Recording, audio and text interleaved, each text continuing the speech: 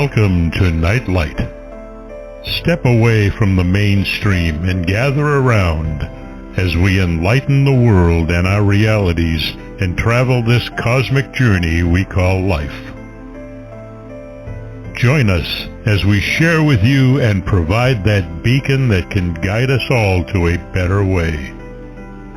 Explore with us as we examine a metaphysical montage of spiritual insights, covering everything from the mundane to the magical, UFOs to unicorns, and everything in between. This is a time of awakening, of sharing and evolving, of spreading our wings and soaring on the cosmic breath of creation.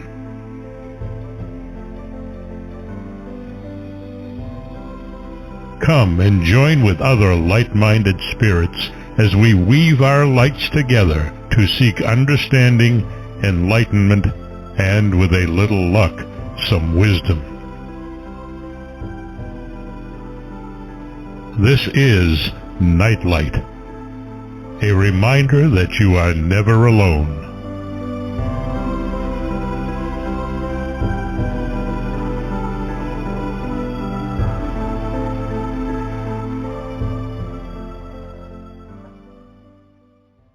Here we are again. Welcome to Nightlight.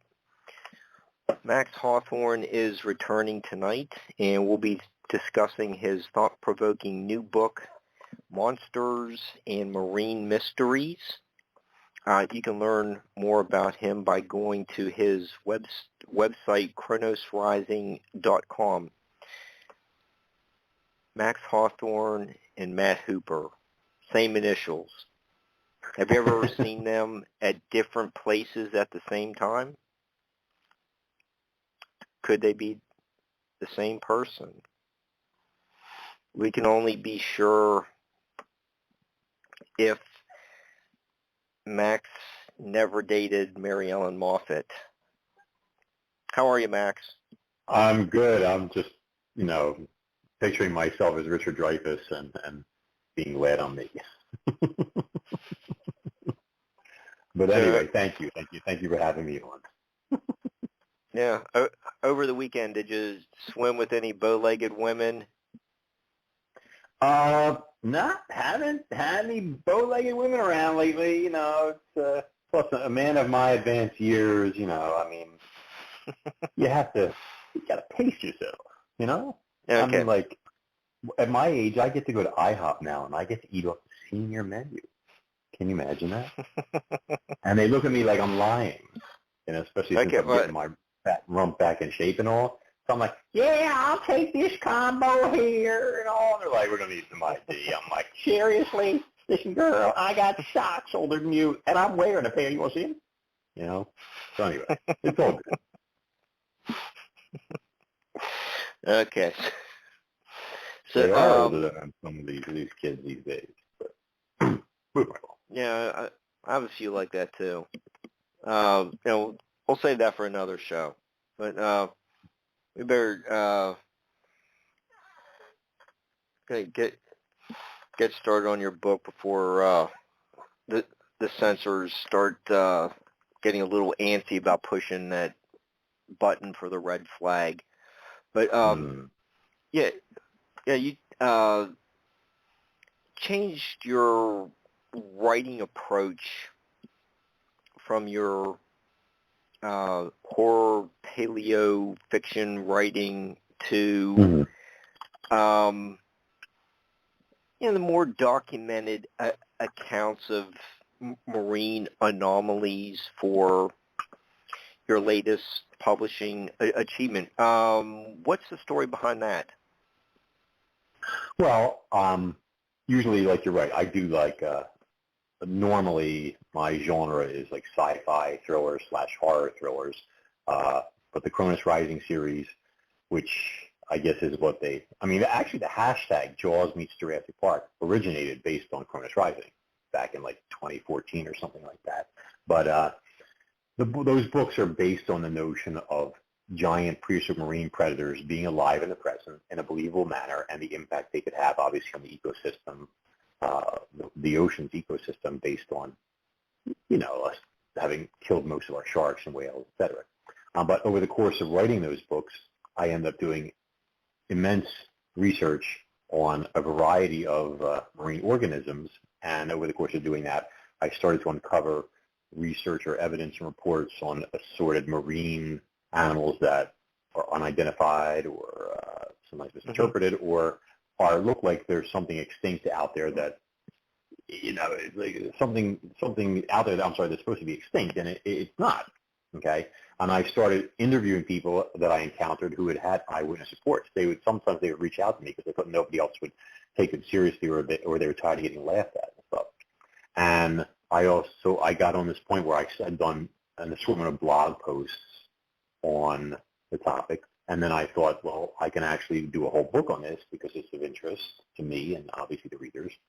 And then I started collecting data, including I was privileged to interview some fantastic people, eyewitnesses that saw some of these immense, sometimes incredibly large and incredibly dangerous creatures up close and personal.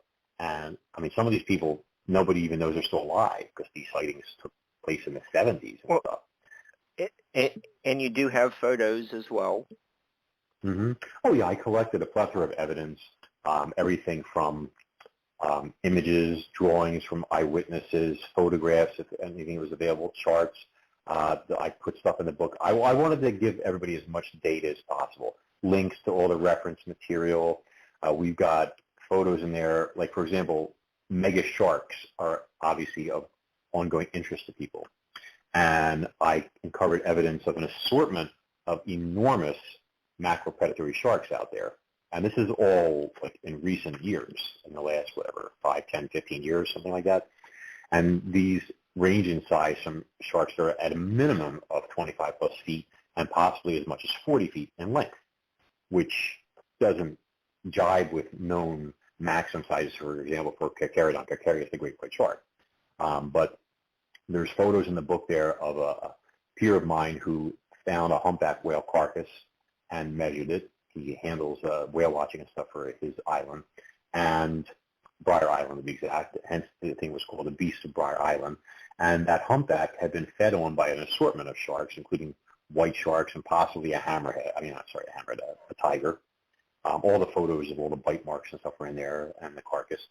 And there were several bites on there that were picture-perfect great white shark bites, but they were gigantic. And I mean gigantic.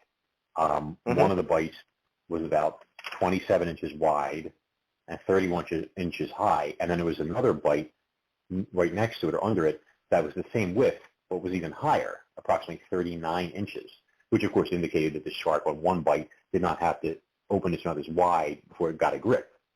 See, so it had a maximum gape of 39 inches.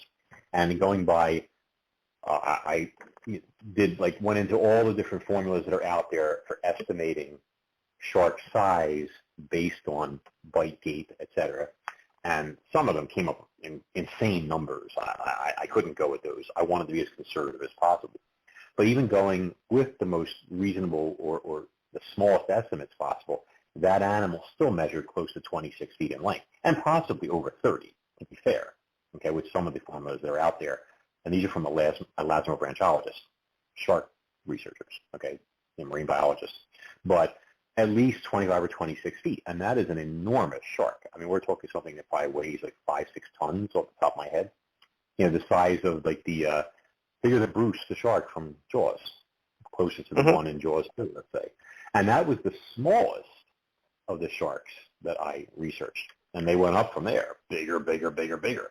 I mean, the biggest one is the Galapagos giant, and that was based on photos taken by a marine biologist of it underwater of a 40-foot whale shark off the Galapagos Islands.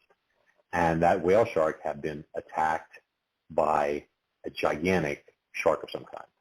And it had a bite on its caudal keel towards the back, like the third of the whale shark, where the predator had attacked it, trying to cripple it. It crunched down on that, and it tried to bite through that region so that it could cripple the whale shark, eliminating its means of propulsion. If you destroy a shark's tail, especially at the part where all the muscles are, the shark cannot swim. Then it will sink, drown, die, etc. Easy prey.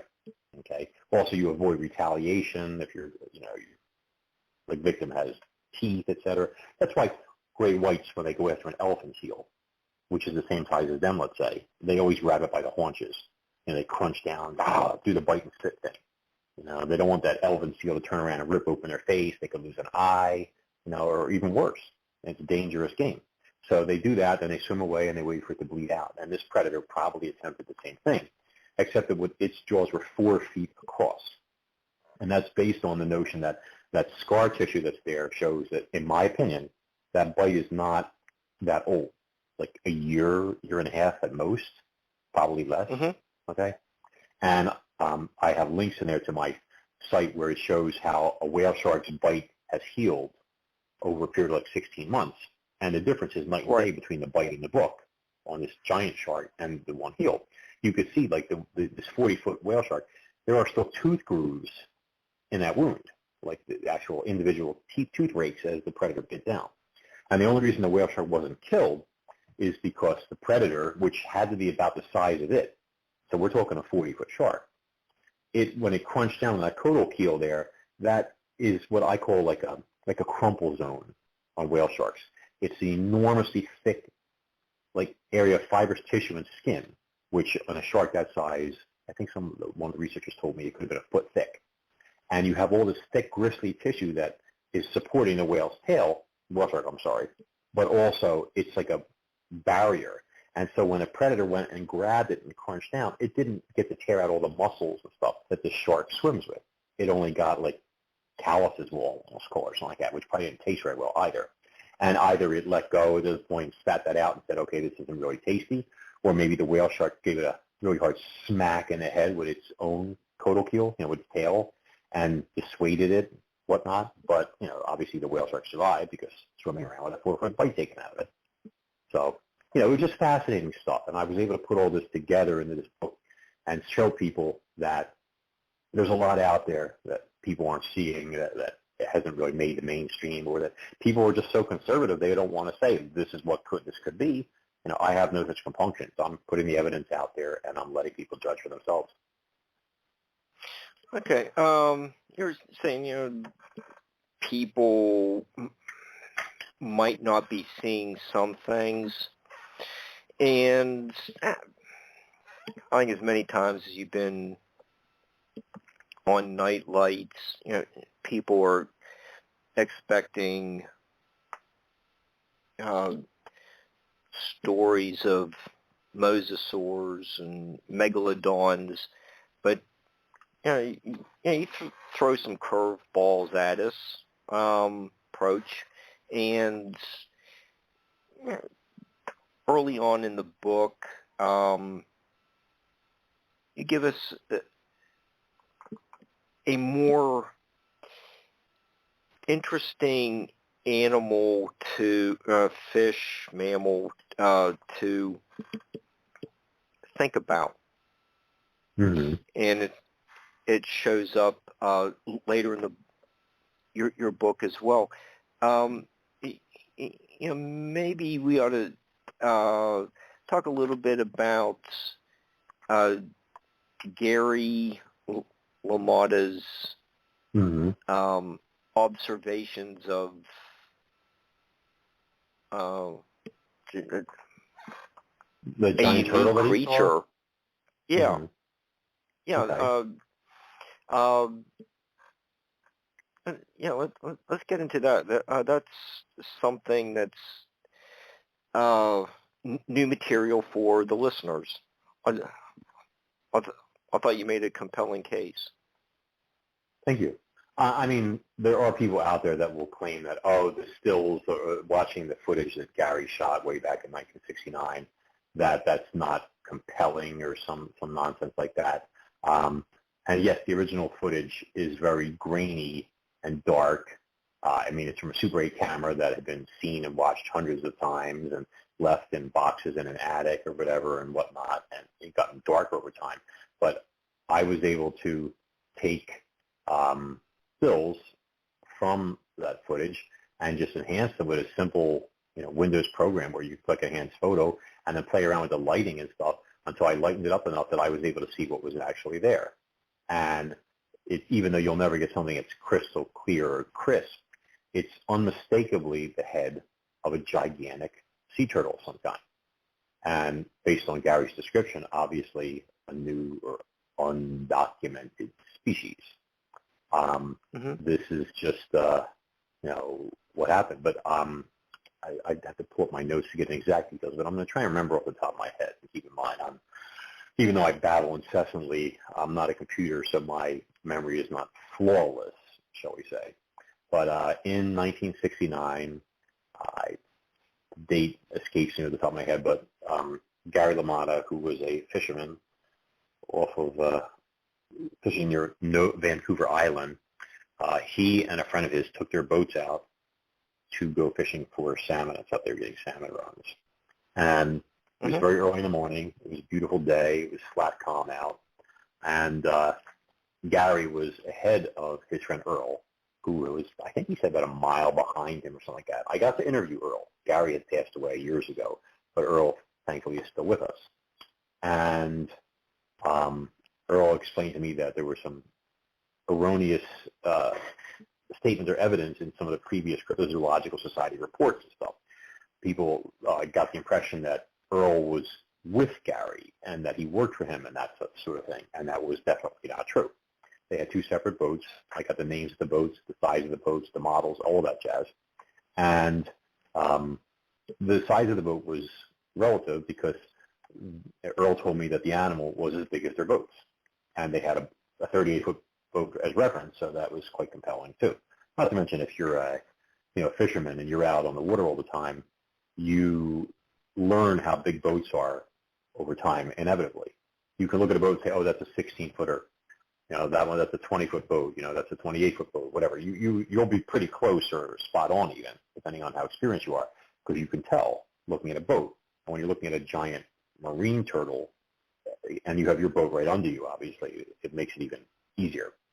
But so the images that I pulled up showed that Gary told the truth. And what happened is, apparently, and Earl backed this up, is that Gary, and luckily for us, was a real fanatic with his trusty Super 8 camera, which back in 1969, I guess you'd say, was the iPhone of its day. And so Gary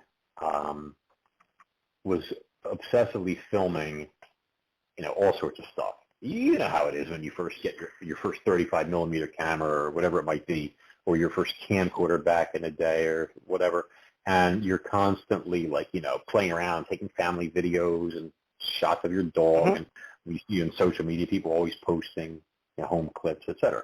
So Gary was doing the same type of thing, and he got out there, and then he started radioing Earl on his walkie-talkie, saying, "Get out of here quick! Hurry up! There's a sea monster!" And he's like, and Earl's laughing. He goes, "I'm serious." He goes, "Get out here now! Hurry up!" So Earl, puts it in the gear, and he catches up to him, and Gary has been like drifting at this point, meaning not anchored up and not underway. And the animal, which Gary filmed and described it as being on the surface, and it had its head and neck sticking up out of the water. And when you see the images that I was able to enhance, you could see it has turned, and it's looking at him, which, of course, in retrospect, some of the other stuff I researched is a little unnerving, since this animal was definitely big enough to consume a grown man. I mean, just the head and neck was 8 feet long. But, and then Earl said that when he got there, the animal had submerged, and under them there was a rock ledge. I forget how deep the water was in there. Off the top of my head, I'm going to say like maybe 60 feet or something like that. But this rock outcropping came up from the seafloor, and it came up and reduced that depth by, I think, half or something like that. So it was fairly shallow under them. And the animal... It went from 10 to 12 fathoms to 6 to 8 fathoms. Okay, so that's even better. Thank you, because I don't have it in front of me right now. So 10 or 12 fathoms would be 60 to 72 feet. A fathom is 6 feet. Okay, so then you said 10 to 12 to 6 to what? 6 to 8? 6 to 8. Right? It's on page 40. Okay, yeah, I don't have the book in front of me. So maybe 36 to 45 or 50 feet, something like that. And they had their boats a few yards apart, and they're looking down, and this thing is just sitting there on the ledge.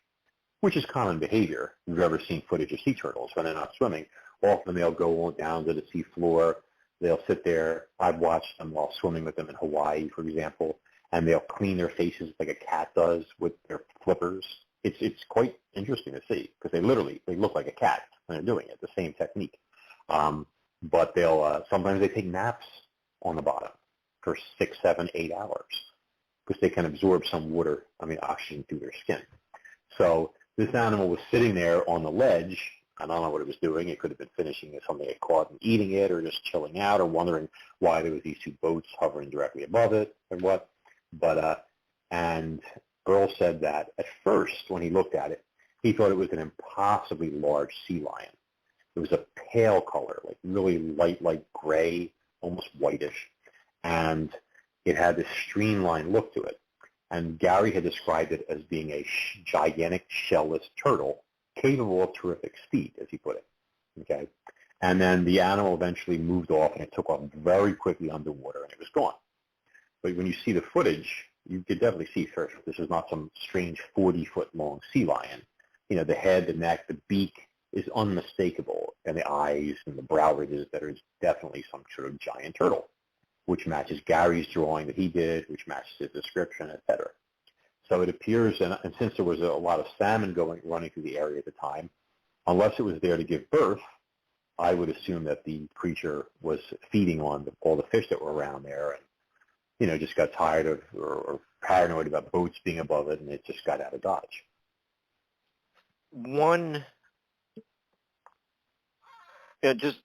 Just to make sure the audience knows that we're talking about something really different is you said that this may have been some kind of shellless turtle. Well, think of a leatherback sea turtle. They have like a soft shell. Okay, it's like a thick, firm, leathery type of shell with like ridges in there. It has some sort of some bone supports under it, struts, we'll call it, whatever. But it doesn't have a formal hard shell like a green turtle or a loggerhead or something like that. Okay, leatherbacks are very fast. They're the fastest known marine reptile. They could swim at up to 22 miles an hour. And they are also champion deep divers. They've been documented at exceeding 5,000 feet, and they can hold their breath for sometimes 2 hours, I think it is. Again, I don't have all the data in front of me, but they're also champions in terms of thermoregulation. They can keep a sustained body temperature of 32 degrees higher than the surrounding water, which is astonishing. And they do this through a combination of activity levels because they're almost always swimming, and they have brown adipose tissue and a circulatory system that's powered by their flipper movement, et cetera, sort of like countercurrent heat exchange, we'll call it. So they're amazing animals, but they feed on primarily jellyfish. Okay, so their speed, et cetera, is probably more a defensive thing because they have to worry about sharks attacking them at times, which does happen. Leatherbacks are big, but there are bigger sharks out there. These leatherbacks are very aggressive. There's a documented incident of one attacking a boat that was filming it, and another one of one chasing off a shark that was like looking at it and thinking about trying to make a move on it. So they're not far from harmless, shall we say. But what Gary saw was a little slimmer. He described his body as being 6 feet across. So that sounds more like a pinniped in terms of a body build than a leatherback, which is still broader. So if this creature did evolve, and I found like in the fossil record an animal that could possibly have been its ancestor, but it may have evolved as a predator, meaning a piscivore. It feeds on fish, let's say. And being large like that, I mean, it could eat lions, main jellyfish and stuff, which are very large. But there are some sea turtles that are like the loggerhead, for example, that are more omnivores. They'll feed on fish, small sharks, crustaceans, lobsters, things like that, as well as jellyfish sometimes, and even seaweed, marine plants. Mm-hmm. But so it just seems to loan itself to the fact that the possibility of that there is a large predatory turtle out there. So okay. the turtle photos you have in your book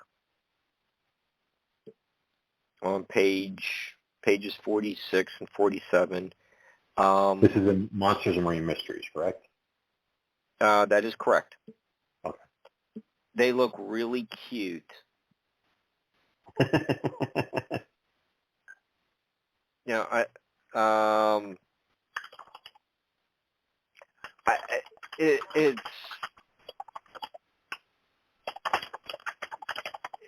It's really interesting that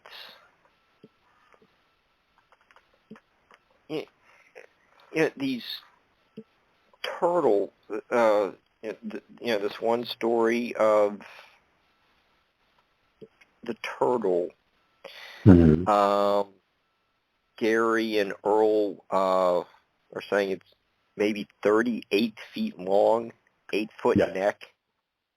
Head and neck this is is huge. 8 feet long. Yes, it's a very big animal. This is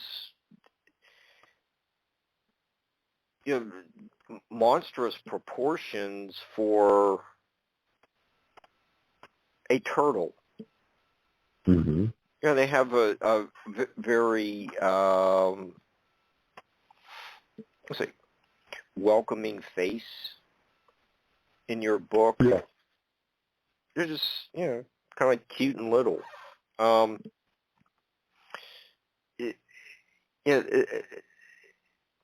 don't think people. If this is a leatherback turtle. Mm-hmm. See, I don't believe it's a leatherback. Okay, I'm sorry. Okay. Well, it sounds like you've been able to rule out, some seals, some of these other animals that could be a candidate for what Gary and Earl saw. Is the leatherback turtle the best explanation for this animal that they saw? In terms of its appearance, there really is nothing out there that matches it, because when you see the animal's head, the head is not like that of a leatherback.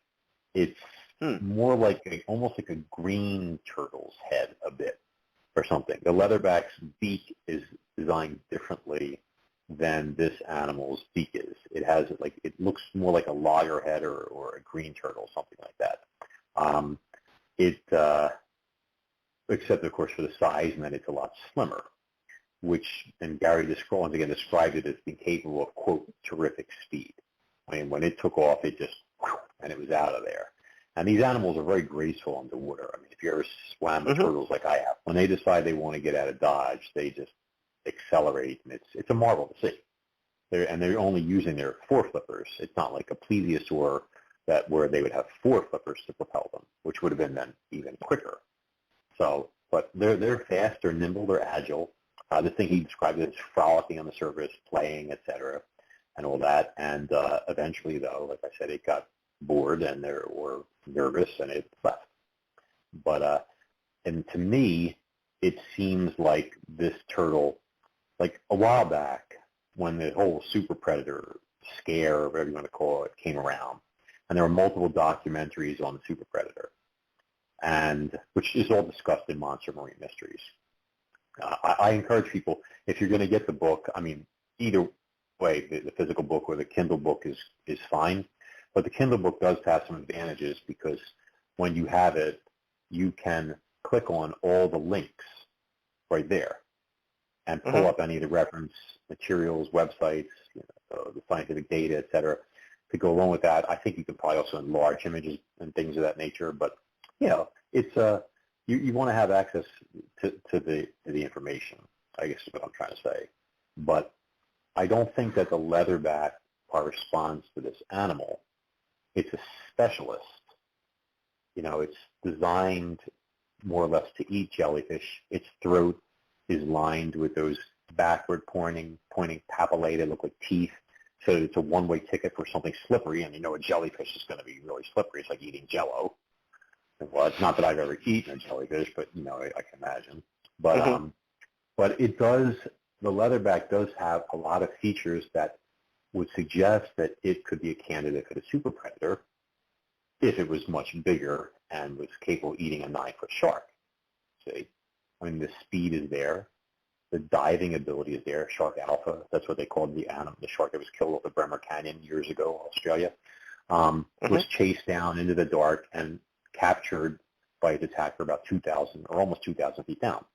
So that implies something that's fast, big, and can go to tremendous depths, which we know the leatherback can.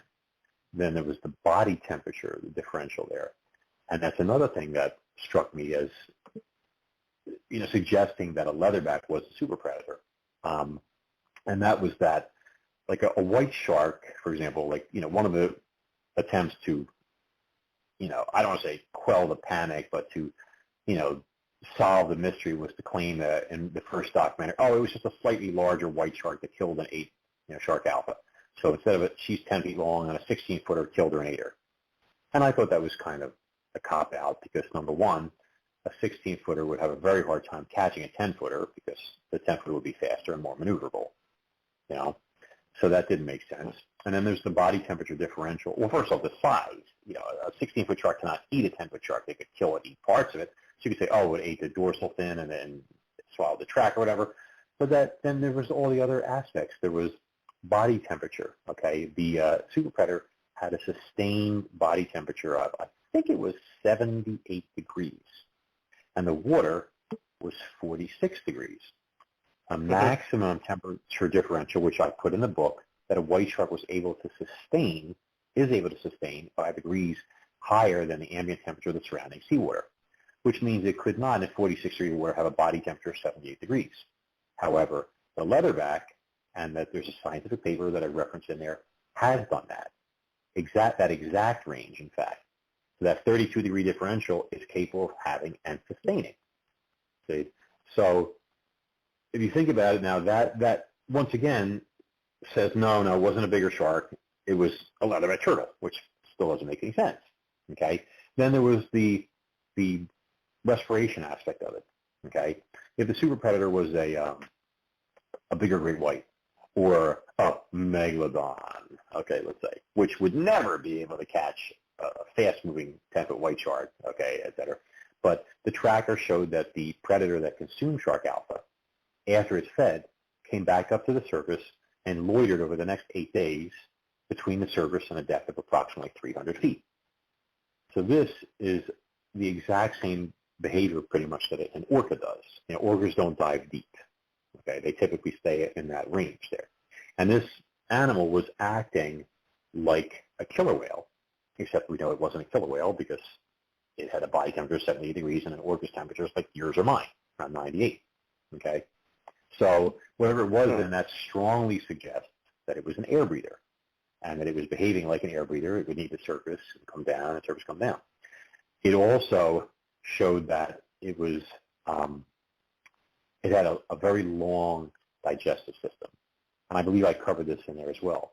A white shark typically takes like I think 24 to 48 hours to digest a meal, something to that effect, and there's a maximum range in there where it completely empties its entire digestive system. I think it was a little over 3 days. But the super predator took 8 full days to digest shark alpha. And it wasn't feeding after 8. The reason why it just kept hanging out there because it had a full belly. If you just ate a 1,000-pound shark, you're pretty well fed. Maybe even a little more than 1,000. I have to crunch that. But anyway, it had a large meal. It took it 8 days to digest it. Then it excreted what remained, including the tag, which eventually washed ashore. Okay, so all this now, if we look at the leatherback sea turtle, its digestive system is, I believe, if memory serves, is 6 times longer than other sea turtle species. Like a green turtle or a loggerhead or a ribblehead or whatever. So if this was a leatherback that ate shark alpha, it would explain how long it took to digest her, et cetera, et cetera, et cetera. So all the evidence points to a turtle, except that we can't have a turtle. A leatherback is not as big as a 10-foot white shark, and it might be as heavier, but it certainly couldn't kill one, most likely. It could maybe drive one off, and it certainly couldn't eat it. And the odds are, in fact, it would be the white shark attacking the leatherback, not the reverse.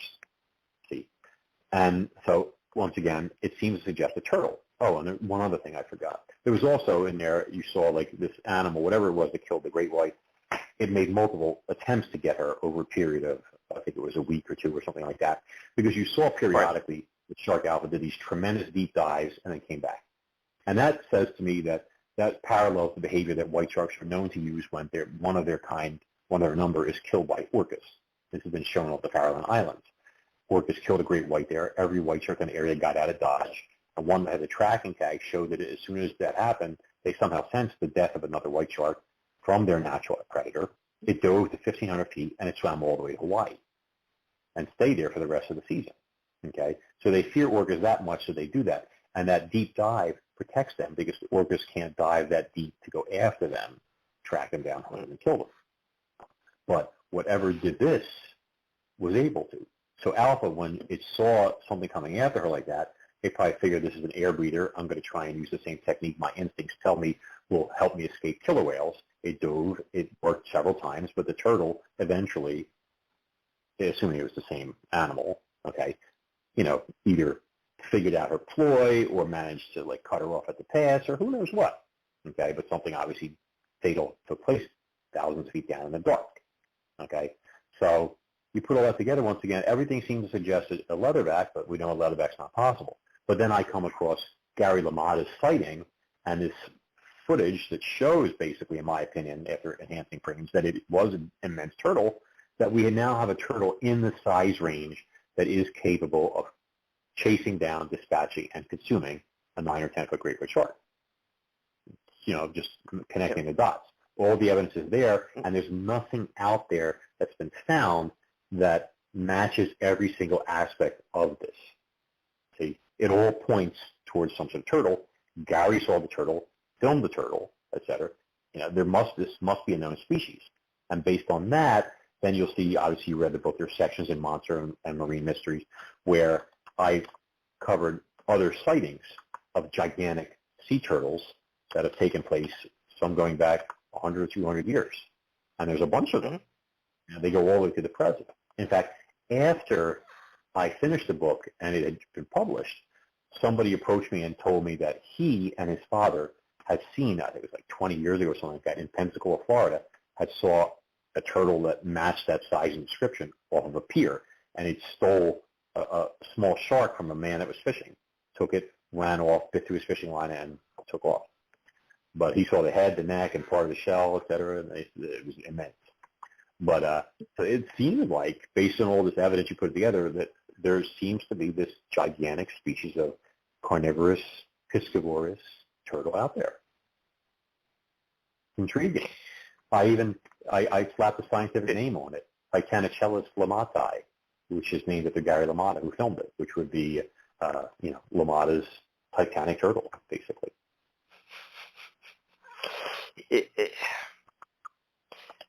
That was one of the just really interesting aspects of your book.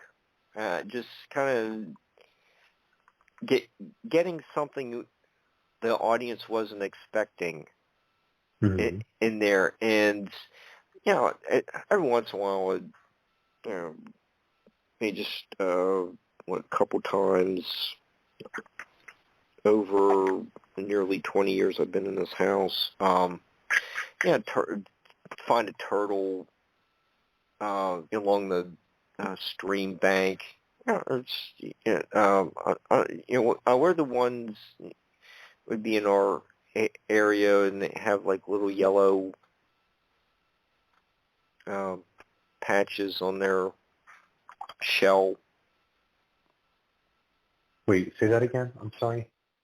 What type of turtle would have the little yellow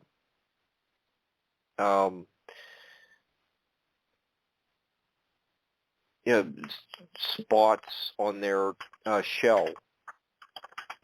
Is this a sea turtle? No. It's just one that just I don't know where it came from. I assume Is out it of on land, like stream. a tortoise looking, or is it it's in water? Oh, it's like in a pond, a lake. Yeah.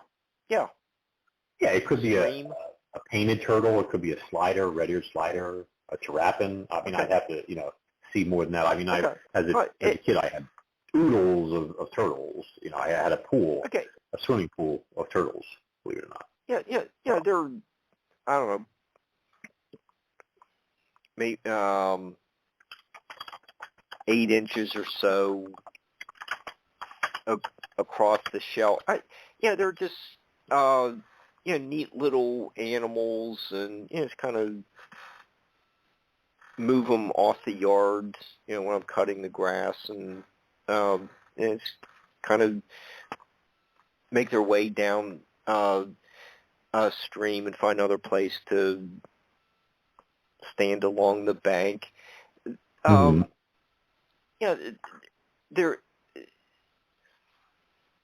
when you encounter small animals like that, it's a fun experience. But the ones you discuss in your book are just so much. You have a lot of detail in there about the diving, what they can swim at 22 miles per hour. You go into so much more detail about their saltwater cousins, and we aren't really expecting to encounter so many, your monster, one of your monsters for this book is a turtle. I like that. But in one of your appearances on Nightlight, it covered the Carnival cruise ship monster, and that's in your book as well. The monsters and marine mysteries, but with setting like in the Gulf of Mexico, you have a lot of people out on boats, or thousands of people who could probably look over the deck and see something huge swimming next to it. You expect Blackbeard and more pirates in the who were traveling to Jamaica and Aruba, the Caribbean. But in this book, you do have a lot of documentation that there are the warmer water type sea monsters, but in quite a few examples you have these high northern latitudes like the Bay of Fundy, the LaMotta's turtle was off the Vancouver Island.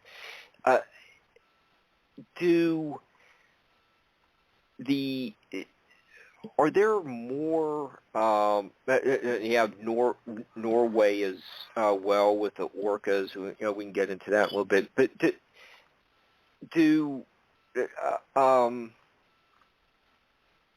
even though there might be less people on boats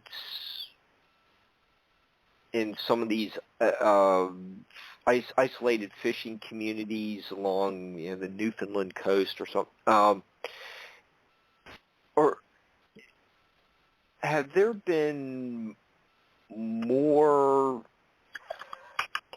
these sea monsters recorded in the high latitudes, or is it pretty much equal to what's been documented in the south? Pretty equal. I don't know. Is the Gulf Stream washing more of these anomalous beings up onto the coast of Canada? I was just trying to get to, is there anything about the latitudes, cooler versus warm water, that attracts the some sightings, of these? I guess you're saying the sightings vary. It seems like some of the sightings that people had that would be more like some sort of like marine crocodile or quote mosasaur type creature tend to historically be in more warmer waters, like around New Zealand, the Gulf of Mexico, which was in late summer, things of that nature. You get more huge cephalopods. Well, they range all over, but those further up north in colder climates, they can handle colder water. Sea turtles can pretty much go where they want.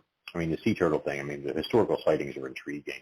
Going back, and I got all the witness statements, there were police reports from going back hundreds of years, some of them 1800s and such. It really seems to be the same animal. Not the same exact animal, but the same species, So I got to stop saying, People tell me that. You keep saying this all the time. I don't know. Do you know? I don't know. Who knows? If you don't know, who knows? But anyway, so at least we haven't. I'm sorry. No,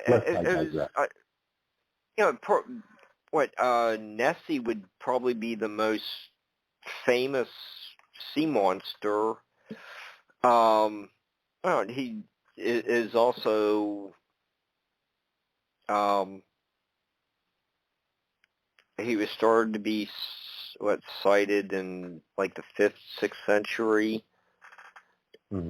by a reputable saint. And and you know what?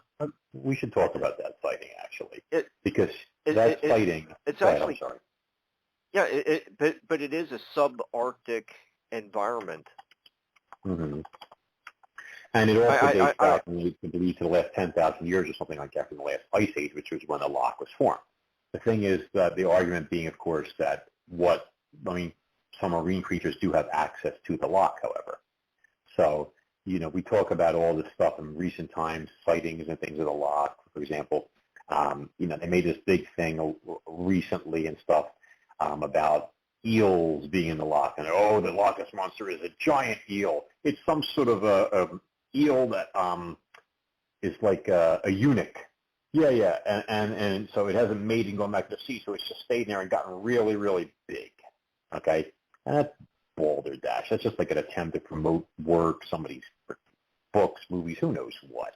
Okay, I look at this and I laugh. First of all, the DNA test that they took there, okay, 20% of the DNA was not even valid. They couldn't even tell what it was. That's the first thing, okay, which of course I find interesting, but whatever. And then on top of that, you have things that don't show up on the DNA tests but are known to be in the loch. Species of duck. These ducks are there. Why are they not on the DNA test?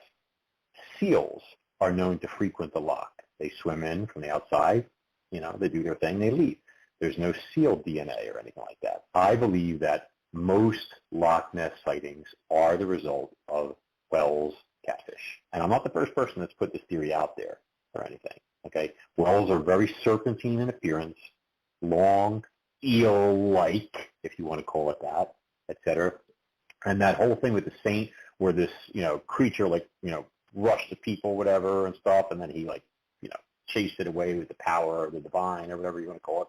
But Wells catfish aggressively defend their nesting sites. So there have been, Jeremy Wade showed this on a show, where these girls had been swimming and something grabbed the girl by the leg and pulled her under. And she had bruising and stuff on her leg, etc. And whales have large mouths, pretty powerful jaws. They don't have sharp teeth, but they have those catfish sandpapery teeth, etc.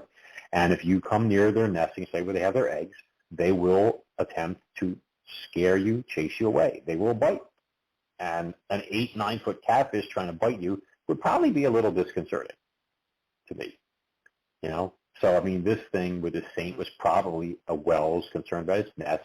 You know, they're not familiar with this thing, and it's trying to, like, you know, chase the people away.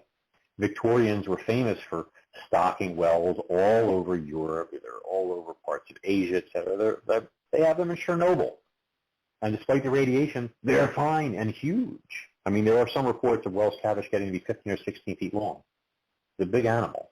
So, and they have access, the ability to access the loch from the outside, to pass through, to go in there, to feed when they're spawning going on and things like that for the trout and the stuff they feed on. You know, so it makes perfect sense for whales to travel through that area. You might even have a few hanging out in the loch, and they're not being seen often because during the day they tend to nest. They find, like, fallen timber, structure like that, and they just mesh in with it and they stay there. And there are tons of videos and footage of them just, you know, kind of vegging out in fallen trees and stuff. So if your sonar is going along and you pass over a well that's in a tree, you ain't going to see the catfish. All you're going to see is a tree, basically. You know, this long thing that's resting in there is just going to look like part of it. You know, but nighttime comes, they go out, they start prowling around. But if you have wells that are not living there, and yes, they can't spawn in the loch, but they don't need to spawn in the loch.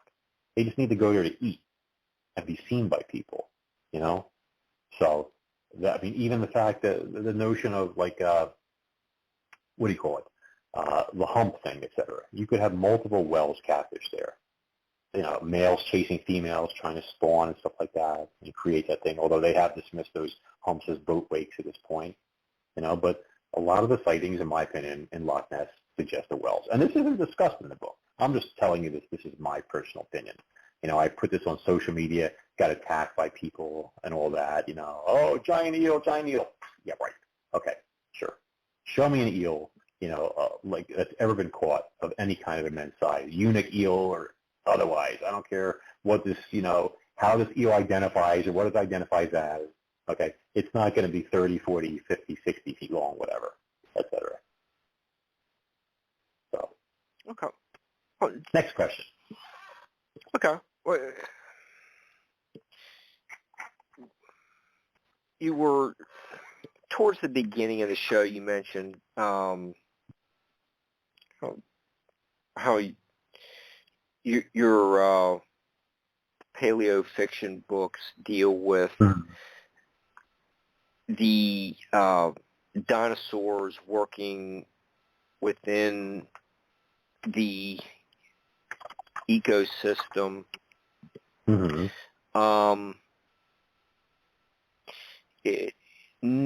Not all of Monsters and Marine Mysteries deals with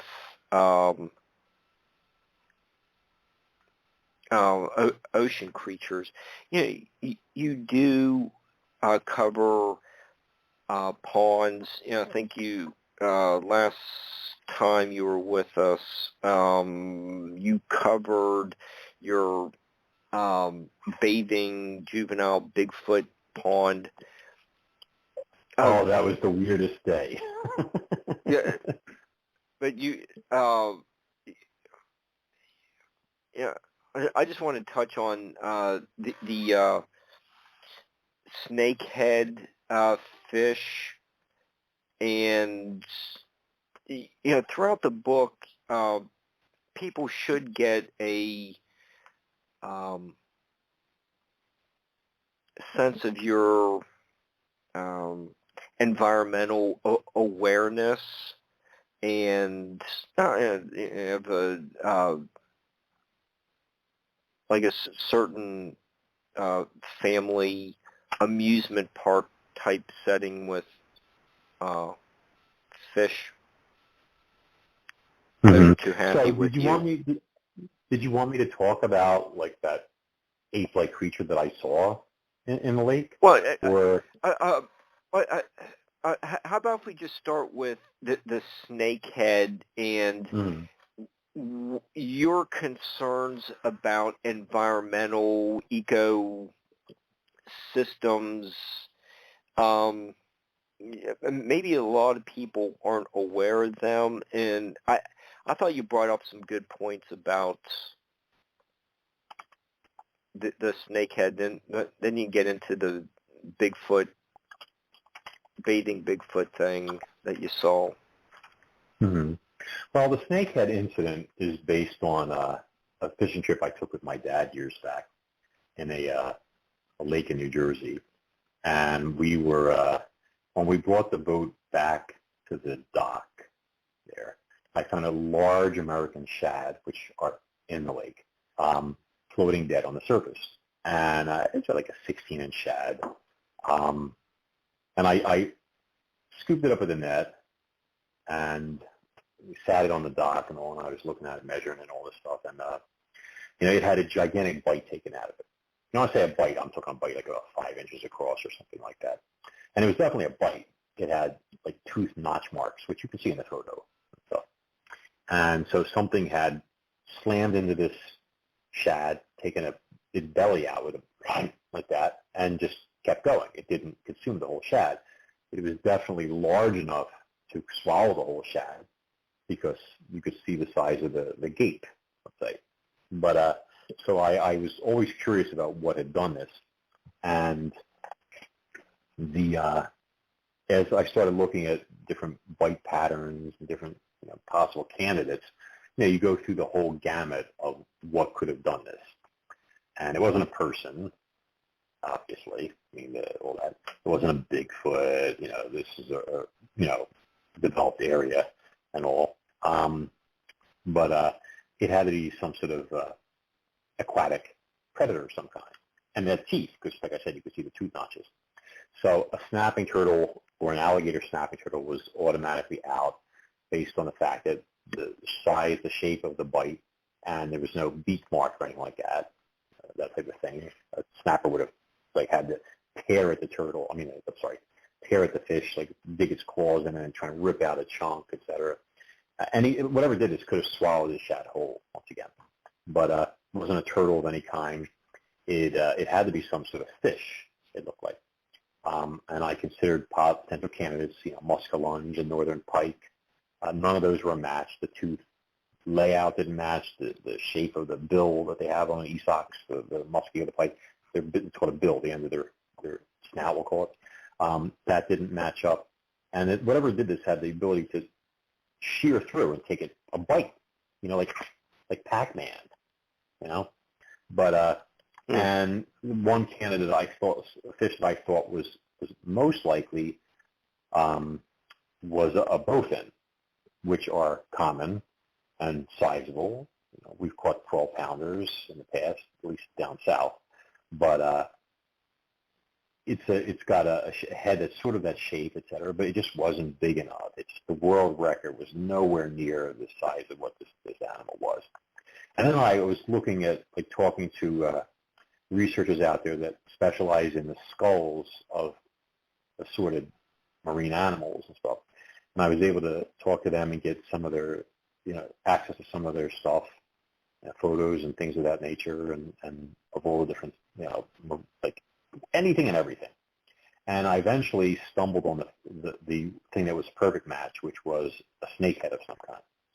And as you mentioned, and it had to be a giant snakehead, not the northern snakehead, which of course is interesting in and of itself for other reasons. But the head and the shape of the jaws, the notch where they met, the two halves of the maximal mandible met, it was all there, the tooth shape, positioning, et cetera. And then I was able to take that bite and take an actual photograph of the snakehead and scale it up and match the jaw size to try and calculate the size of the fish that had killed this shad.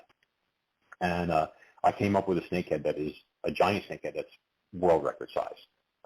And so what I concluded was, and this has happened many times, we know this is how snakeheads first got into Washington, D.C.'s rivers and everywhere else, is that people had them in fish tanks.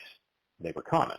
I remember in the late 80s living in Brooklyn, and I saw in the aquarium, the pet store I went to, they had 3-footers, giant snakeheads, 3 feet long already, in tanks for sale. People were keeping them as pets and stuff. And people got tired of their pets, and they released them into the wild, thinking they were doing them a favor. And the snakehead survived and set up shop, and they've often multiplied, and they've become problems of epic proportions. And the snakehead is very dangerous in its environment because of the fact that it doesn't really have any natural enemies. When they get big, the only fish that could be safer from them or contend with them, let's say, would be a really large pike or a muskellunge or something like that. And even then, they might attack it. I've seen videos, films of them, and they'll go at a fish in a tank or several fish, and they'll hit it like bam, and they'll bounce off it like a ricochet. And as they bounce off, they tear out a bite, and then they'll hit the next fish, bam, and they take out a huge chunk of it, and so forth. And they'll slaughter 3-4 fish in a tank, and there'll be line of twitching and bleeding out and stuff on it. And this thing doesn't eat the whole fish. Sometimes it comes back for more of it and bites another big piece out or half of it or something like that. But they're very destructive in terms of the predatory habits. They have very sharp teeth, very strong jaws, and most of our native fish are not able to defend themselves against these predators. So I concluded that this lake had one or more big snakehead running around in there that is like the apex predator of the lake.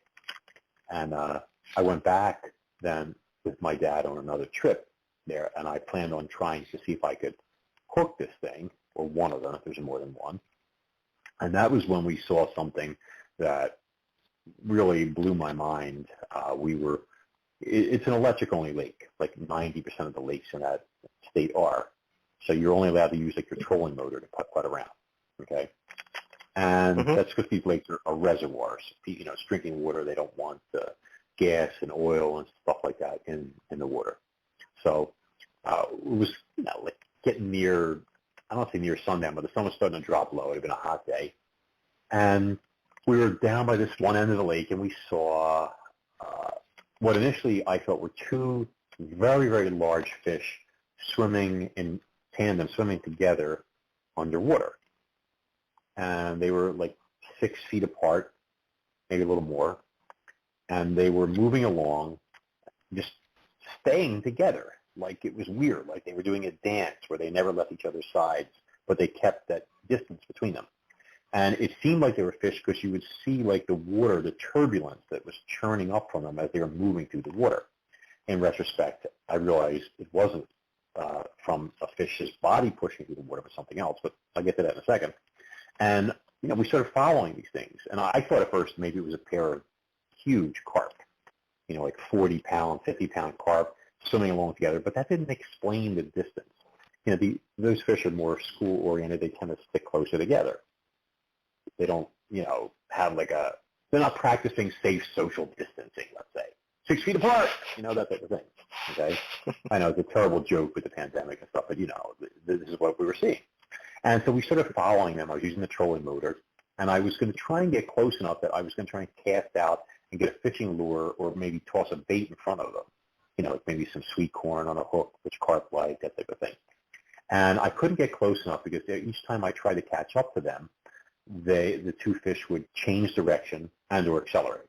And they were quick when they wanted to be. I could not close the distance to get closer than, I'd say, gosh, maybe I was like 30 feet away. You know, I don't think I ever got closer to 25 feet. But they just kept moving along. So my dad said to me at one point, he's like, hey, Max, you ever think about the possibility that those are two parts of the same animal? And I was like, get out of here. And then I was like looking, I was like, like he had a point.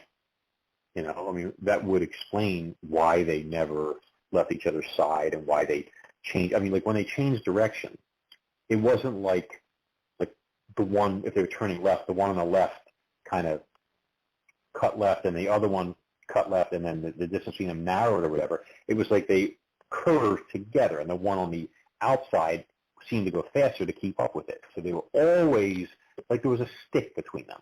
You know what I'm saying? Like holding them apart and together. So when I was doing all my research on everything, I realized then what I think this was is that another popular pet that these aquariums were having at the time was the giant freshwater stingray. And I saw them in that same pet store in Brooklyn that I'm talking about, by the way.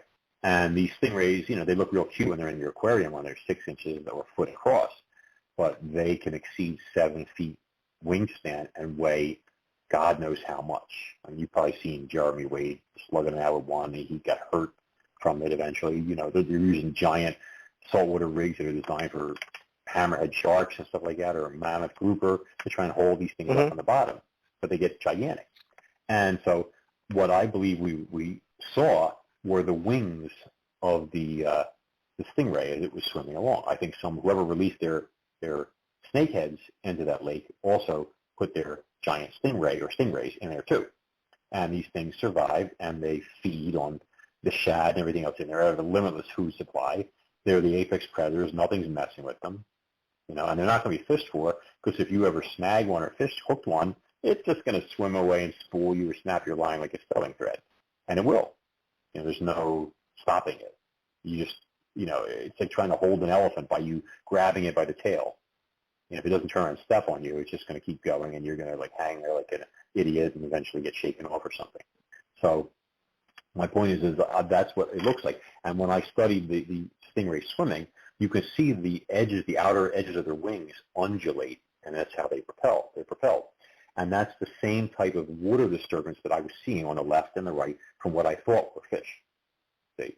Unfortunately, the water was muddy and all that, so this thing never came close enough to the surface that I think the water was probably 8 or 10 feet deep in that section, let's say. But if it was a giant freshwater stingray, and I'm pretty convinced it was a big beast. I went back looking for it myself, like a week or two later, and I had a bow and arrow with the kind you use for fishing. And I figured I'm going to prove one way or another if this is what I think it is, and I'm just going to shoot dead center between these two, quote, fish. And if it is that, you know, if the arrow will go deep enough and embed, you know, be in for one hell of a Nantucket sleigh ride, because I would have had to tie off that 100-pound, you know, cable off to like my bow or something like that, and just let it tow the boat around until hopefully it got tired. Although it might eventually just break the line and whatnot, you know. But so yeah, I haven't been back there since then, to be honest. I didn't see it that time that I went by myself, which was probably a good thing. But if it's still alive, it's been a few years now. It's huge. I mean, this thing weighs 600-700 pounds, and people laugh and say it's impossible. The snakeheads are definitely there.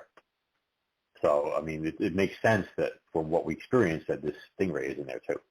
Imagine catching that, making the news. That'd be like the largest fish ever caught in a lake in the United States.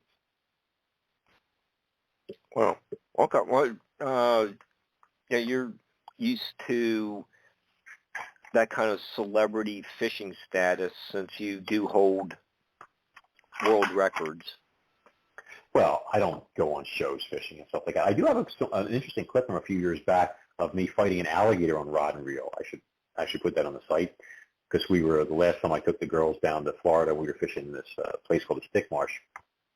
A couple 100-pound gator came up, and we're using golden shiners for bait. It's like a 8-10 inch long bait fish to catch largemouth.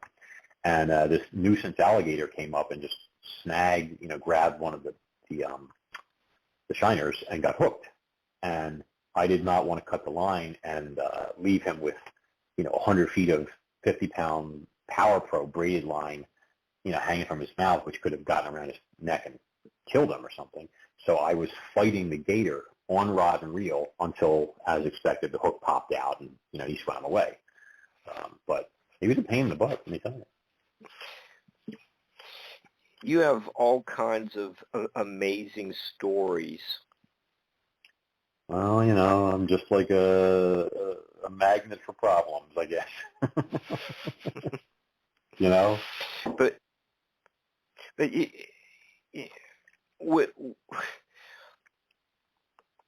with some of the examples that other examples you have in your book about the Bigfoot? Yeah. Well, you do mention Bigfoot and E.T.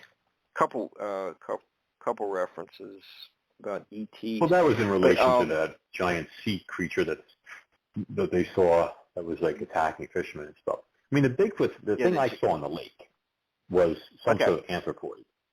So. Do you want to talk about that? Do you want to get into other whatever you think aspects? your listeners want to hear. Okay, I think they heard the Bigfoot story last time when you were a guest. Well, we don't want to do that then. Right. We don't. I don't want to be repetitious. I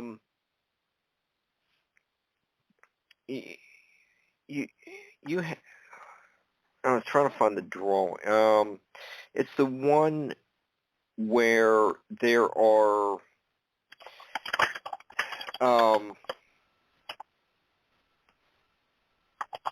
like a great white going after a shark from above, and then you do have a couple samples of the pygmy blue whale with a huge bite mark taken out of its back. And throughout the book, you are basically profiling killer fish. And if we go back in time and look at evolution, you do have the Shawnosaurus skeleton photo from the Nevada State Museum. What does the evolutionary record tell us about how these sea creatures go after their next meal? Has it changed over time? Are you talking about like a Shattosaurus, like an ichthyosaurus feeding apparatus? Yes. Okay. Yeah, so I guess it depends on the... Yeah, it's like sometimes they're attacking from above. That's why you have some of the bite marks, the photos of bite marks taken out of the back of the tail. So sometimes they're coming up from the underneath of their victim, like Alex Kintner. Has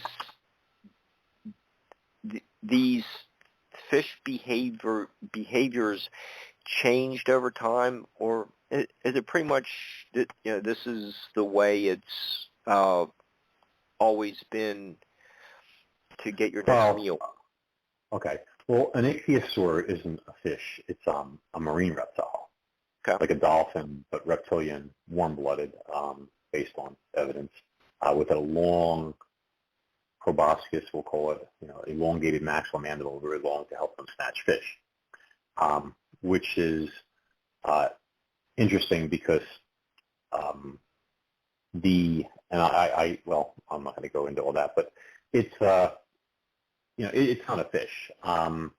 They ate fish and squids and ammonites and all sorts of stuff like that, and they probably came up behind their prey and were snapped it up with a quick snap to the left or the right, like anything else with jaws, like a gharial will do, let's say, or false gharial, with type of crocodilian. But like feeding strategies vary from animal to animal, species to species. One that I investigated that had to do with plesiosaurs, for example, was that I developed a theory that a plesiosaur had the ones with the long necks, like, quote, Nessie, the Loch Ness Monster, when she's not a Welsh catfish or an eel and all that. But a plesiosauromorph, the ones with the elongated necks, like Elasmosaurus, et cetera, they have these ridiculously long necks, and then the question is why? What's the benefit of that? And my theory was that it wasn't to sneak up on prey, generally speaking. It was designed to offset or defeat the fish's lateral line. Fish have a sensory organ, sharks even have it, that goes from their jaws pretty much to the back towards their tail, otolin, on one each side, and this lateral line lets them sense changes in water pressure around them. So they're able to detect the approach of something. And this is why when you see fish swimming along together in a school, they can do basically what's like murmuration in birds.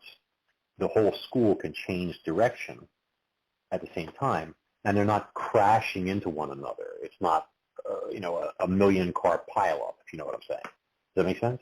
Okay. Mm-hmm. Okay. Right. So the lateral line lets them do that. It lets them sense things in the dark, and they can sense approaching predators. They can also sense a large predator coming up behind them with their lateral line because of the displaced water. So I put out a theory about this, and we even tested the theory for plesiosaurs that their head was about the size of the upper scale of the fish that they would eat.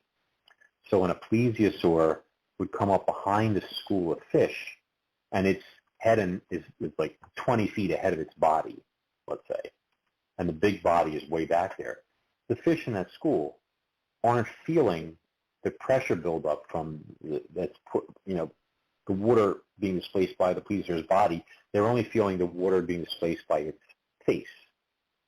And to them, their senses pick it up as just another member of the school. So they're not alarmed. They don't change direction. They don't scatter, etc.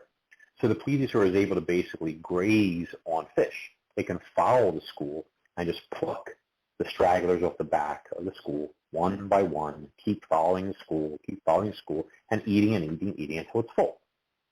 It's a perfect system if you think about it. The plesiosaur gets unlimited feeding, and the fish survive because the slower and weaker members of the shoal are consumed. See? And the lateral line is not alarmed. The fish is not alarmed by the presence of the plesiosaurs, like I said, because it thinks it's just another member. Oh, that's just Harry behind me. Oh, no, Harry, what happened? That kind of thing. But so this made perfect sense. So to test the theory, we got the closest thing, footage of the closest thing that we could find, which would be a snake-necked turtle. And snake-necked turtles are almost like plesiosaurs. They have a long neck and head, and then the turtle body and the webbed feet, etc. And then we get the footage, and we see like the turtle coming up behind these fish. And when it comes up behind the fish, and its head is approximately the size of the fish are not alarmed. They don't notice the turtle's approach. They don't run, and it grabs one, like no problem. Okay. On the other hand, if the turtle is coming straight at the fish and they can see it with their eyes, they run for their lives. And if the fish were tiny, where the turtle's head was preternaturally large compared to them, so almost like a shark coming at a mackerel or something like that, then even with their backs turned, the lateral line still warned them of the approaching turtle, and they were able to flee and evade it. So the theory was basically proven by using the snake-necked turtle this way. And my theory must be spot on because a group of paleontologists from Germany, Sander et al., actually featured remarkably similar stuff in their paper about it. Like the same type of stuff I explained about it, following the school and feeding on the fish from the back of the school and not being detected because of the head being the same size and all this stuff. So I'm very flattered that my stuff's getting out there more into the mainstream and being accepted by actual paleontologists. It must be inspired by my work. Know what I mean? Well, who wouldn't be? Well, thank you. But I really did enjoy Monsters and Marine Mysteries, and we have other unique cases to get to, but I am sure everyone's familiar with the captain's logs, not Captain Kirk's, but you get all these records, documentation of the glowing objects going through the Caribbean oceans, from Columbus, Blackbeard and mermaids and Captain Blind. There's a lot of these famous captains' journals that really revealed some really interesting sightings that puzzle us today until you came along and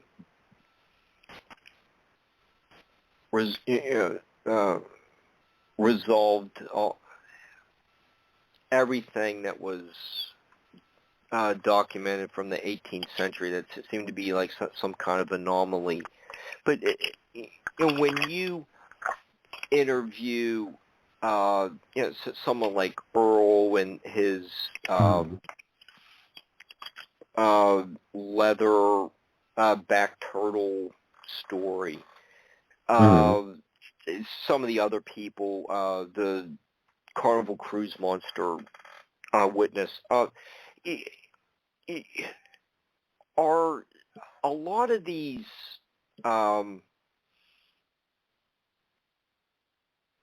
people credible when you talk to them? Is there the same credibility as, name any of the 18th century, 17th to 18th century captains who noted some type of anomaly? But is there a consistency with? I'm taking this pretty seriously. I'm pretty good at detecting hoaxes. I have what you call a bullshit detector, let's say. And I'll give you an example. I was approached by a gentleman from the Philippines, and it's a few years back, and there had been some photos making the rounds, a couple of them, of this, what looked like some sort of big reptilian-like carcass that had come ashore, drifted into the shallows or whatever in the Philippines. Mm-hmm. And, there's all this conversation on social media and such, what is this thing, and blah, blah, blah, all this other stuff. And eventually, some marine biologist stepped in, and she said to her, she thought it was a gray whale, and that it was rotting, and so the flesh was like melting and deteriorating or whatever, and moved around. It just looked bizarre. Okay. But I was this guy approached me, and he had this fantastical story. He said that this carcass came ashore right outside his house. Like, his house was right off the beach, and he came out in the morning, and he was the first person on site before anybody else. And he claimed that he put on scuba gear, which he had, and he went out and he swam around it. And he claimed that it had teeth in its jaws, upper and lower. I have it all in Facebook and Messenger, because it was a Facebook Messenger conversation. Okay, and that it had 4 flippers, but one was missing. It had either torn off or bitten off. It was, heavily deteriorated. It had leathery but scaly skin, little scales on it when you got up close, and a few other things. And then he told me that the military had come, don't they always, Men in Black stuff, whatever, and that they had dragged the carcass ashore with a rope, and that once it was on shore, it broke apart because it was so rotted, which made sense to me at this point. And then they used backhoes and all this stuff to scoop up the carcass and deposit it on a flatbed, and then they left with it, supposedly to some research facility, et cetera. That was the last he heard of it. And he was telling me how he was going to go to the beach where this had taken place, and he was going to, I asked him, because I wanted DNA. Okay, I was still believing his story at this point. And, I wanted to prove it. I said, is there some teeth, some skin, some fragments, whatever and stuff? And he was like, he went back, he said, no, he couldn't find anything. I found it a little hard to believe. Okay, that's, I mean, the things, I don't say blood, but tissues, the stuff melting would have soaked into the sand. Unless they scooped up the sand several feet deep to go with it. There should have been something. But anyway, so that was the story, and that was his fantastic claim. Unfortunately for him, as this was being told to me over the next day, someone else from the Philippines sent me a slew of photographs of this carcass, which I haven't, posted or anything like that. I couldn't use them in the book because I didn't have the person's contact information anymore, and, there's copyright issues. I could probably put them on social media under fair use for educational purposes, and I probably will. But I have several dozen photos of this carcass. And the thing that was interesting is that there is footage of them, or stills of them, let's say, a bunch of fishermen and stuff, putting a rope around the carcass out, I'd say, 1,000 feet from the nearest island, and eventually dragging it out to sea. So, his story obviously was Boulder Dash, okay? And the photos are interesting because I'm looking at it, and you can see what is obviously a closed eye, and then ahead of that is a nostril. And, some crypto guy was claiming that, it's a sperm whale. You can see the lower jaw of the mandible with the socket or the teeth were. And I'm looking at these photos, and this, what he's claiming is a mandible, is a piece of trash, like a hard plastic strip with holes in it that's sort of sticking out the front of the carcass. Like flotsam that gets stuck to it. It's not even bone. It's plastic or something like that, or aluminum siding. I don't know what, But so there's always somebody out there that thinks they know everything. But anyway, but when I looked at it, and I was remembering what this woman said about it being a gray whale, that didn't jive because the eye is so big compared to the rest of the skull, and the distance from the eye to this nostril or blowhole, whatever it is, and such, is like if you compare a gray whale, and I chart these things out, it's just anatomically impossible. I don't care how much this thing's face shifts and melts from rotting, et cetera. The distance from the blowhole to the eye can't change that much, let alone the eye quintupling in size. That doesn't happen. Eyes don't grow after you're dead, okay? So it's definitely not a gray whale, in my opinion. And it's very curious what it could be.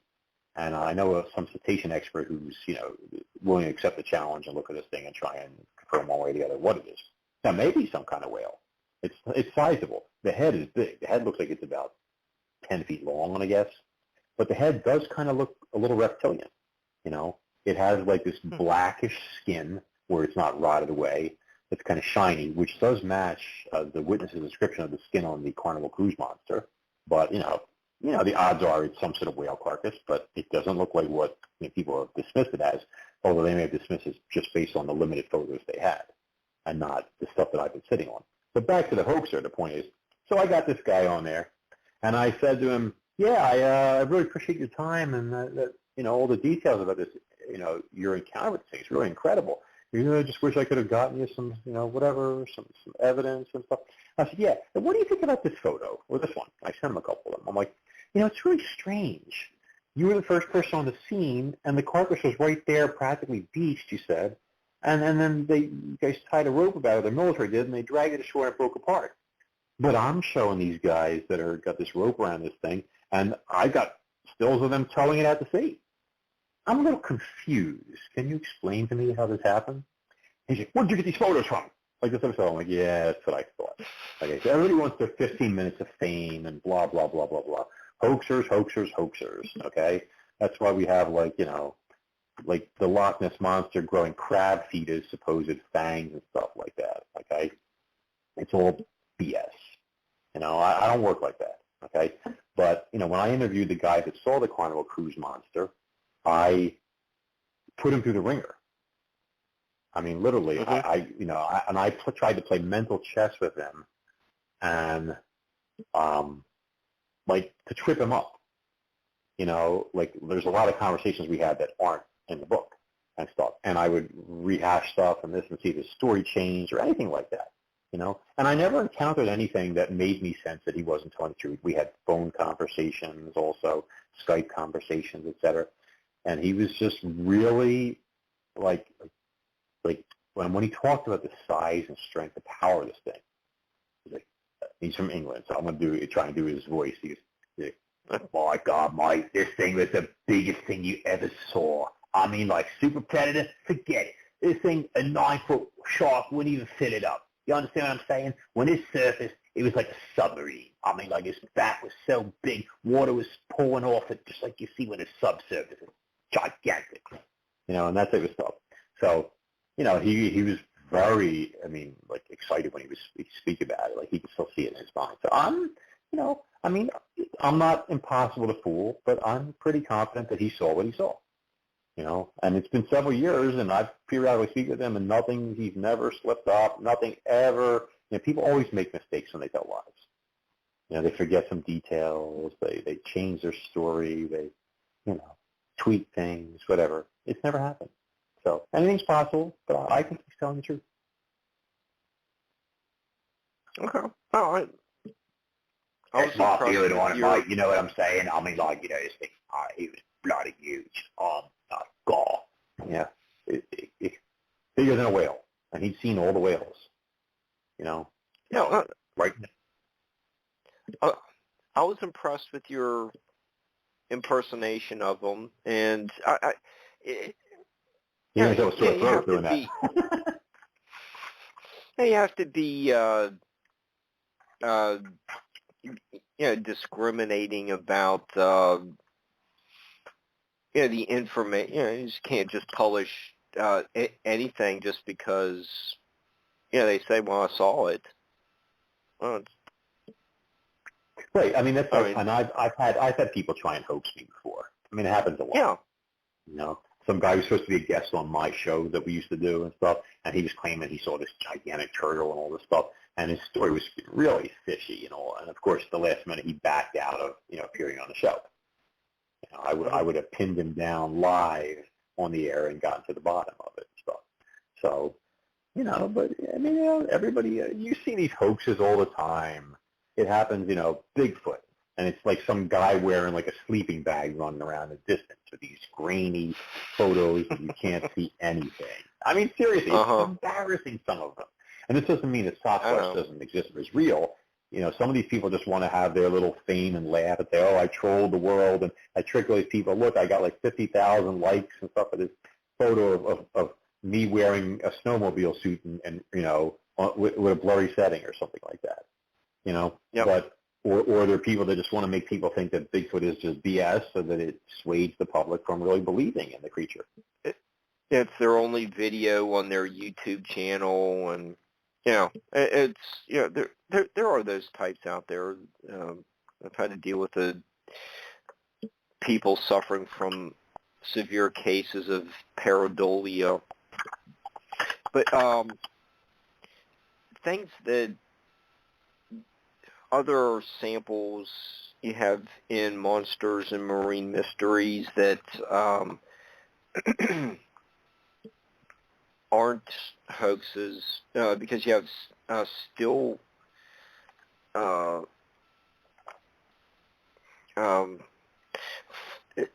frames of a video, and it's another creature that you may have only referenced just briefly, but it seems like a manatee was pulled under the water. Sanibel Island. The Sanibel sea beast. So we just heard that, okay, you have to deal with some of those types who are looking for attention, but okay, we have a real video tape of this. Let's talk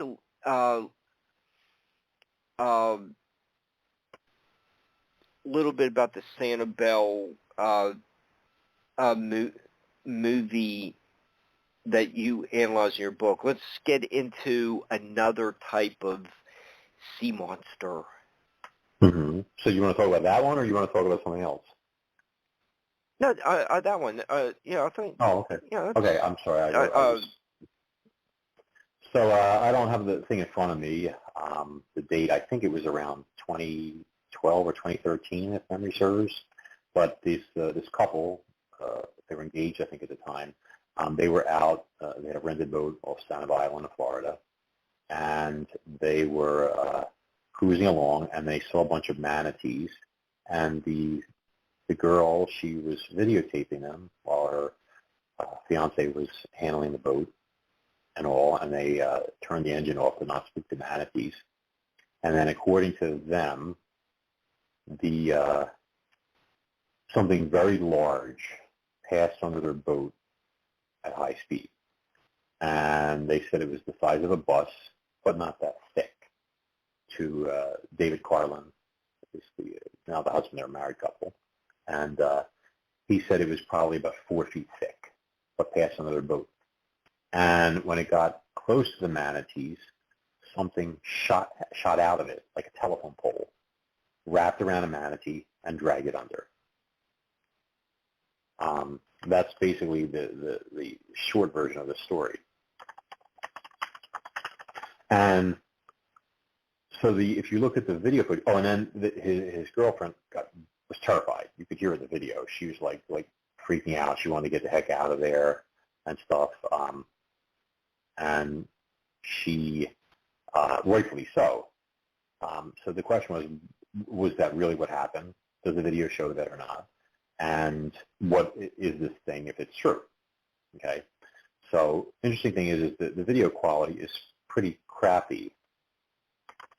And David had told me during our interview that he didn't know why, but his original video was in HD, and then when they gave it to someone to upload it to YouTube, the quality went downhill. He had no explanation for why that had happened. But and what I found interesting was I wanted to see what this was, and I encourage anybody, you look up Sanibel Sea Serpent or something like that, and your listeners on YouTube, you'll find the video right away on your websites and stuff for it.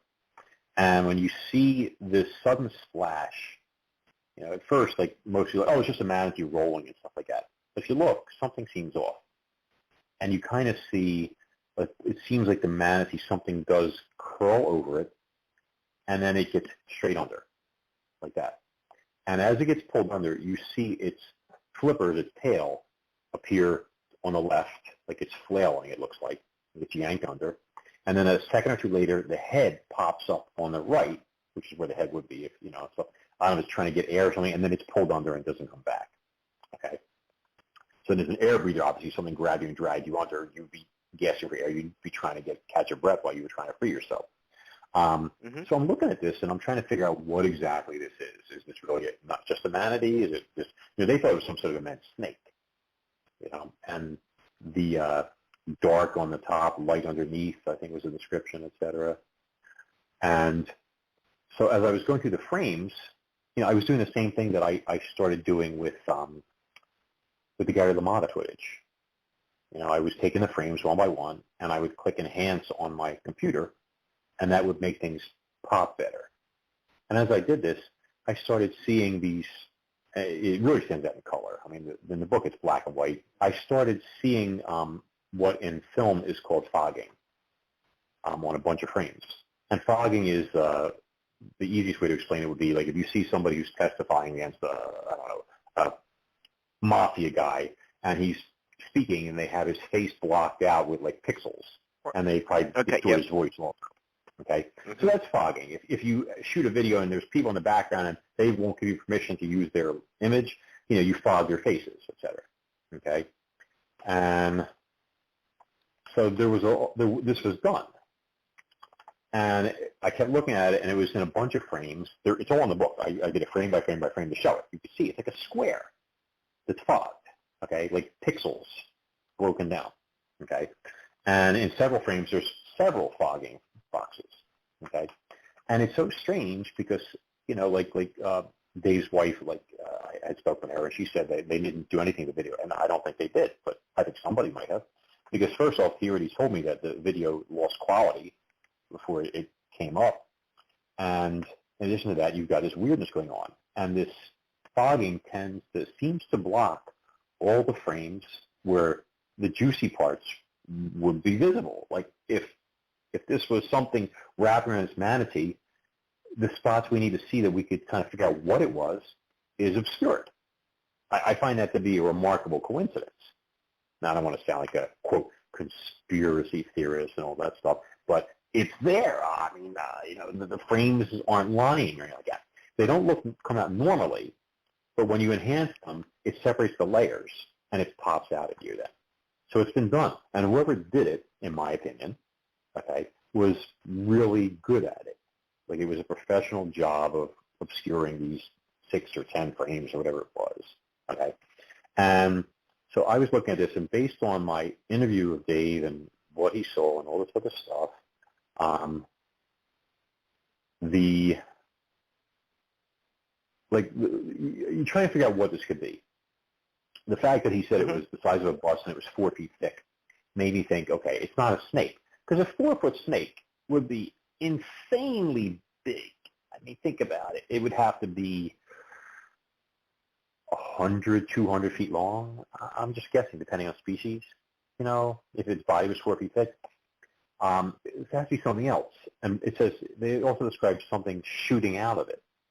And so that sounded to me like a cephalopod, a cuttlefish, an octopus, or possibly the most likely candidate, a squid of some kind. If you think about it, if you had a giant squid, an architeuthis or something else, another species, and its body was 4 feet thick, picture from the ground to 4 feet thick, and picture a squid lying of it that thick. That is a ginormous squid, and 40 feet in length would probably jibe with that.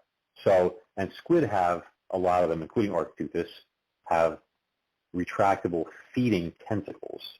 So squid actually have 10 appendages. 8 of them are what they call the arms. These are the shorter ones that protrude down under the mantle, and they use those for manipulating and holding prey and, pushing it toward their beak and stuff. Okay? And then they have, depending on species, okay, some of them also have these 2 elongated feeding tentacles. And in the case of fish like cuttlefish do this, some other squids do this, architeuthis has this, where these tentacles are kept retracted in there, and when it comes within range of a prey item, they kind of Velcro together, like they have these special suckers on them that let them hold together, and they launch out like a jab from a boxer or something like that, like whoosh, out, and then at the end of it, they have what they call clubs, like it's kind of like a palm-shaped end to the tentacle, which has often suckers that have like teeth in them, like either on the edges or depending on the colossal squid, actual whole curved hooks, etc. And this mechanism, these feeding clubs at the end of the tentacles, as it impacts on the target, open like a mouth, and it snaps onto the prey item and latches onto it, and then pulls it toward the squid, where its arms entangle it up, completely immobilizing it, and then the squid starts to systematically eat it alive with its beak, ripping chunks out and grinding them up with its tongue and swallowing it pieces. That's how it works, okay? And that seems to make the most sense in terms of, if we're not looking at a manatee rolling, and it doesn't appear that we are, okay, then I would think some sort of large cephalopod like a cuttlefish or a squid was feeding on manatees. And the 40-foot length was the overall mass of the cephalopod passing underneath the Carlin's boat. And what shot out of it that they said described as being like the side of a telephone pole were the actual feeding tentacles launching toward the manatee.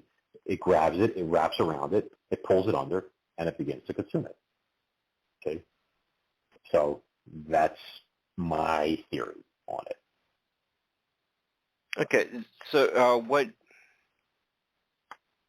telephone pole size tentacles, that's pretty large. It doesn't look like it would be, you can see the shoreline. it's there's islands. Seems like I'm sorry.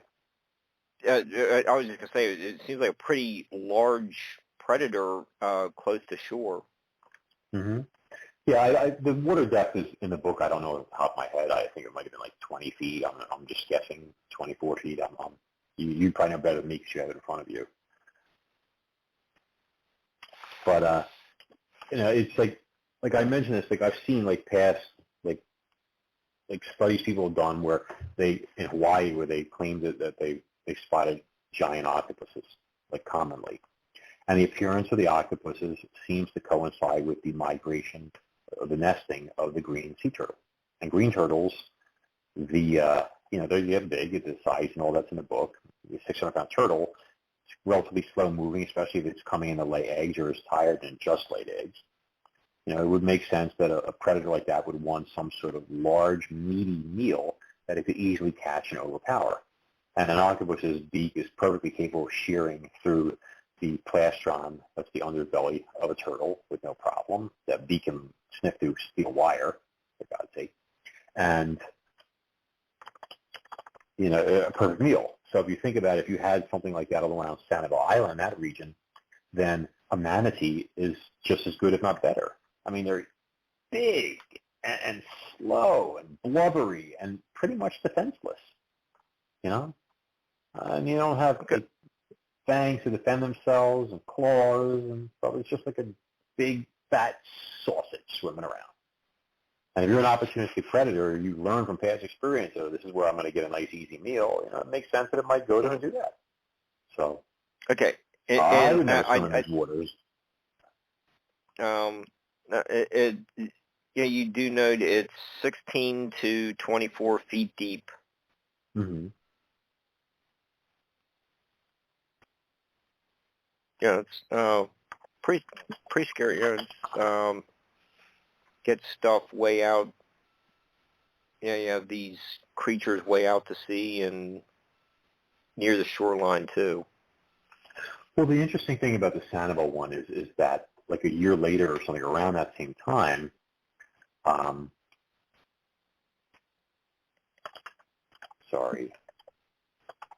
that there was somebody else who saw a gigantic octopus right there, like not a few miles away offshore from a fishing boat. It's in the book too.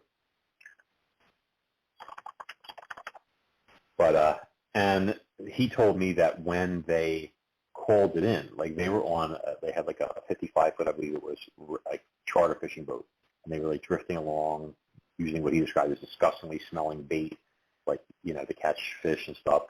And apparently that attracted this thing, and then all of a sudden, 30 feet of a tentacle comes up on the surface of the water, swims towards them, squirms towards them, and it starts like touching the side of the boat. And as I explained to Demetrius, was his name, him and his multiple friends of his all saw this thing. And they said that it was like a reddish-brown color, kind of smooth, and it was up to 3 feet thick. And they only saw 30 feet of it. And then they could see it going beneath the surface. There was more of the tentacle. They saw other tentacles under there and some sort of body shape. And they estimated that the animal was like 80 or even 90 feet, including its tentacles. They saw the outline and stuff under the boat, inside the boat. But and he thought he was just being curious. That's what he said. And I explained to him that octopuses or octopi, whichever you prefer, have chemoreceptors in their suckers, which is like taste buds. And so when it was touching the boat, it was trying to determine if the boat was a living thing or not. It smelled like this nasty, fishy oil and blood and stuff like that, And then it realized it was metal or fiberglass, whatever the boat was made out of, and then it withdrew and it went on its merry way. If it might have been checking to see if it was a whale, in which case it might have latched, around it and stuff and tried to drag it under. So. Yeah, and that's the one where your case study where they saw like a garbage can lid eyeball looking. This was like no, that's not the same. No, that was the Starkey squid incident during World War II on the Admiralty trawler. Okay. Yeah, and that one was just an amazing. story, just you're looking down at and you into the water, and you see this huge eyeball looking back up at you. I think one of the nice parts of your book is you're covering all kinds of these creatures that are out there. They're still there. Be careful at the beach, but it's an amazing universe underwater too. Well, the Starkey incident was. Oh, I'm sorry. There was one other thing about the Sandoval thing about the octopus that Dimitri and his friends saw, and that was I forgot to mention this, is that it's in the book that they called it in, the harbor master or whatever it was and stuff, and said, "Listen, we had a gigantic octopus or something stick its tentacle up, and it's like exploring our boat and all this stuff like that." And the guy was like, "Oh yeah, we know. It's been here for a few days already," something like that, and like, well, thanks for warning us. You wouldn't want to fall in the water with that thing. I mean, for God's sake, you might say, "Oh, person, an hors d'oeuvre, no whale to eat," but this is, But the Starkey thing was intriguing to me because this story takes place during World War II in the Maldives, if memory serves. And this guy's up on deck, night watch and stuff, and they have submarine lights underwater there. Mm-hmm. And this is like lights that are on the sides of the ship and stuff on the hull. And they're designed to create the illusion to break up the ship's profile and make it look like something other than it is by trying to make it blend with the horizon, that type of thing. That was like a technology they used back then. But squid are, respond to bioluminescence. When they first got actual footage of a live giant squid attracted the bait, they used a special, color emitting, Medusa thing, whatever they call it, their Gorgon light show underwater to draw it in. Because squid communicate by flashing and colors and things of that nature. And so these Admiralty trawler, those lights may have drawn this creature, unless Starkey was Stark, breathing mad. Get it? Starkey, Stark, breathing mad. That's not funny. But anyway, but he said he was up on deck smoking a cigarette or something, and he looked over the side, and he saw this glowing green orb, like the size of a trash can lid, like just underwater there. And he was looking, he's like, "What am I looking at here?" And then eventually he realized, to his shock and horror, that it was an eye. And then he stepped back a little bit. He realized the eye was part of a squid, a gigantic, impossibly large squid. And he was backing away from it in fear, and he realized that it was lying next to the boat. And they were just, I think, drifting at this point. And he realized it went from one end of the trawler to the other, which was over 175 feet. So it sounds impossible, but that's what he reported. And then he said all of a sudden the squid's body kind of swelled up, which was it sucking in water into its mantle and what, and then it just silently just sped away underwater with nary a ripple. Okay, with a story like that, the squid attacking the Nautilus in 20,000 Leagues Under the Sea really isn't make believe fiction. There's in the book. I'm sorry, go ahead. Oh, I was just gonna say, I don't know if Jules Verne had an encounter like that when he was out on the ocean, but since we had been talking a little bit about some of the old captain's journals, he may, I'm sure he was very, he's a pretty smart guy. He did a lot of reading, and he may have come across something like that you're verifying that it may be very realistic to put in one of the grandfather of sci-fi books. Mm-hmm. Well, I think that I'm not sure because the Pearl incident, which was when a schooner was attacked and sunk by a squid that was even bigger than it, is in Monsters and Marine Mysteries. And I don't know if that took place before he wrote 20,000 Leagues Under the Sea or not. But if it did, and it quite may well have, that may have inspired him for that part of his book. You know what I'm saying, but I don't know. Who knows? Yeah. I don't know everything. That's for sure. Yeah, Max, we're down to about 3 minutes left. Do you want to plug your websites and Facebook pages? Get people to know how to get a hold of you, and I do want to thank you for a very educational evening. This is what Nightlight's all about, and well, I do tend to go off on my tangents and whatnot. But thank you. Sure. If anybody, well, first off, all the books, the Cronus Rising series, Diablo, all that stuff is available through Amazon, through Barnes and Noble. There's Kindles, there's full-size soft covers. I think Barnes and Noble still has some hardcovers. Monsters and Marine Mysteries is also available through them. I'm very proud. The book was my first number one bestseller, which is surprising considering all the novels I've written. But I guess people said they liked the fact that the stories are told in an exciting way, by a storyteller instead of being more methodical and preachy and what. You try and make it exciting for people. Nobody wants to read boredom. But so you can go on my website too. It's a really good book. Thank you. I really appreciate that. The website, if people want to go on my site, it's either cronusrising.com, which you mentioned, or maxhawthorne.com. And there are free book downloads, excerpts on there, etc. A lot of the books, I think if you have like Amazon's Kindle Unlimited program, you can actually read the Kindle versions for free, which a lot of people love and take advantage of.